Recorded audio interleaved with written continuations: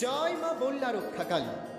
আগামীকাল অর্থাৎ শুক্রবার মা বল্লার বাৎসরিক পুজো। তাই পুজোর আগে মায়ের পুজোর প্রস্তুতি দেখতে এবং মায়ের নবরূপ দর্শন করতে আজ বেরিয়ে পড়েছিলাম বল্লার উদ্দেশ্যে। গিয়ে দেখি মোটামুটি সব প্রস্তুতি শুরু হয়ে গেছে, তবে আজ বেশি লোকজন হয়নি। কাল থেকে ভিড় বাড়তে শুরু করবে। আর মাকে গয়না পরিয়ে রাজনন্দিনী রূপে সাজানো হবে কাল। তবে মায়ের মূর্তি তৈরি সম্পূর্ণ হয়ে গেছে এবং রঙের কাজও সম্পূর্ণ।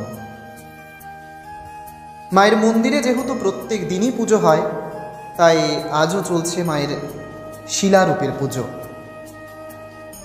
উত্তরবঙ্গের ঐতিহ্যবাহী বল্লা রক্ষাকালী মায়ের পুজো আগামীকাল। চারিদিকে দোকানও বসে গেছে, মিষ্টান্ন থেকে শুরু করে সমস্ত কিছুরই দোকান বসে গেছে। মা আসছেন বলে কথা। পুলিশ প্রশাসনও চলে এসেছে অলরেডি। মায়ের বিসর্জনের ঘাটও পরিষ্কার, আর এই ঘাটেই পুজোর পরে মাকে ভাসান দেওয়া হবে। মায়ের মন্দিরটিকেও খুব সুন্দর করে সাজিয়ে তোলা হয়েছে। লক্ষ লক্ষ ভক্ত কালকে আসবে মাকে দর্শন করতে। গোটা উত্তরবঙ্গবাসীর কাছে বল্লা মা একটা আবেগ, একটা ভালোবাসা। এই বল্লা মায়ের কাছে কেউ কিছু চাইলে মা তাকে খালি হাতে ফেরান না। মায়ের এমনই মহিমা।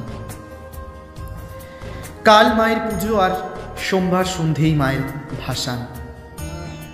মন্দিরের চারিদিকে আলোয় আলোয় সেজে উঠছে, আর মাইকে বাজছে শুভমিতাদির কণ্ঠে মা বল্লার গান। সবচেয়ে বড় কথা, প্রথমবার বল্লা মাকে নিয়ে গান বেরিয়েছে এবার, আর সেই গানটাই মন্দিরে বাজছে। আজ গিয়েছিলাম, আবার আগামীকালও যাব পুজোর সময়।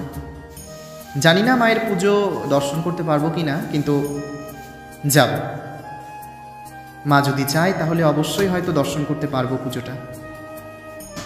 কিন্তু অত রাত্রিবেলা তো, বাড়ি থেকে অনেকটা দূরত্ব, তাই পুজোটা ঠিক দেখা হয়ে ওঠে না কোনো বাড়ি। এবার দেখা যাক মা কি করেন। কাল রাত্রি 11টা নাগাদ মায়ের পুজো শুরু হবে, যা প্রধান পুরোহিতের মুখ থেকে আজ আমি শুনলাম। সবশেষে বলা, ভালো থেকো মা, তুমি ভালো রেখো আমাদের সকলকে, এটাই তোমার কাছে চাওয়া। আর আগামীকালকে কে কে বল্লা মায়ের দরবারে যাচ্ছ সকলে কমেন্ট করে জানিও। দেখা হবে আগামীকাল। জয় মা।